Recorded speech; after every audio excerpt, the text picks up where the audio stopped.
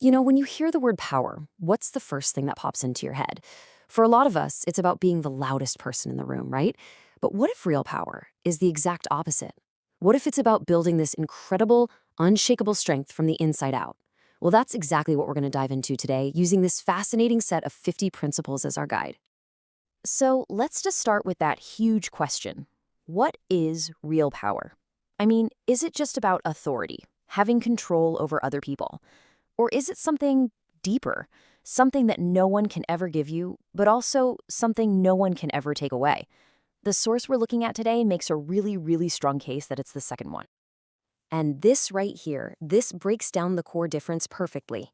On one hand, you've got conventional power. It's all external, it's focused on controlling others, on dominance, and let's be honest, it's usually temporary. But enduring power, that's a completely different game. It's about mastering yourself, building that internal fortitude, and earning a kind of respect that actually lasts.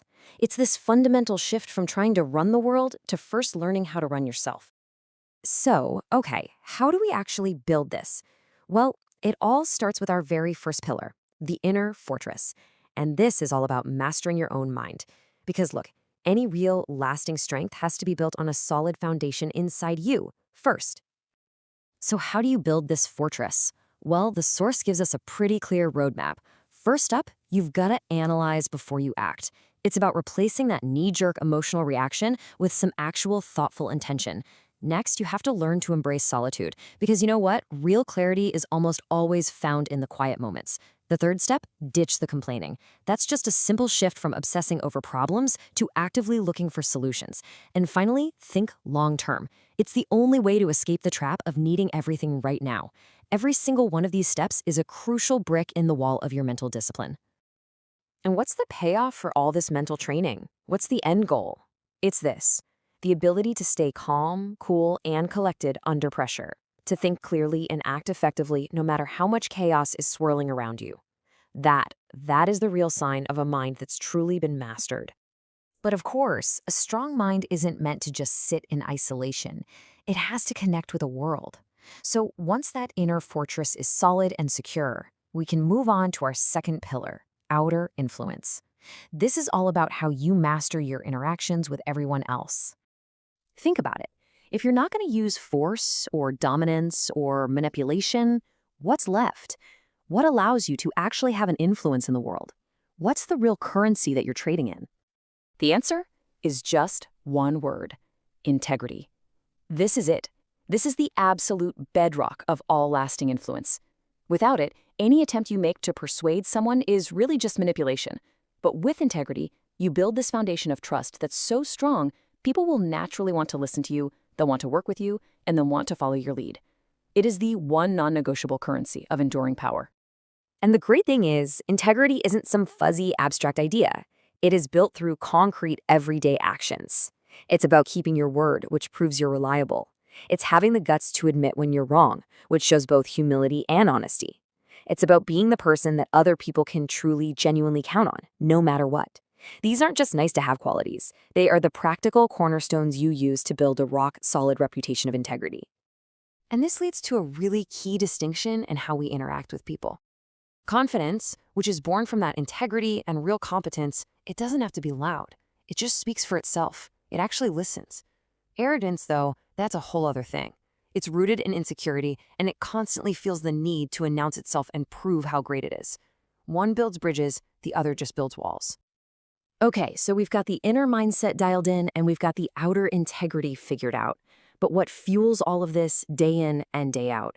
Well, that brings us to our third pillar, the daily engine. You can think of this as the set of non-negotiable habits that sustain everything else. Imagine your personal power is like a high-performance engine. What's its fuel? This source points to 4 key disciplines. Your physical health gives you the raw energy and discipline to even show up. Financial health gives you the freedom from stress and distraction. Mastering your time, well, that's how you protect your most valuable non-renewable asset. And continuous growth ensures you're always becoming more capable, more valuable. And here's the real magic. They all feed each other. They create this powerful, self-reinforcing cycle. This quote just perfectly sums up the whole philosophy here. Enduring power isn't something you just get lucky and stumble into. It's something you build, brick by brick, through the conscious, disciplined habits that you practice every single day, especially on the days you don't feel like it. So there we have it, our three big pillars: mastering your mind, mastering your interactions, and mastering your habits. But there's one final piece of the puzzle, a keystone, really, that locks this whole structure together and gives it all direction and meaning. After 49 principles covering everything from solitude to financial discipline, you'd think we'd have it all covered, right? But the source saves the most important one for the very, very end. It's the one thing that ties all the others into a coherent, powerful whole.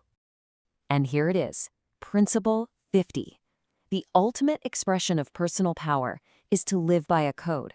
See, it's not just about being strong, it's about what you're strong for.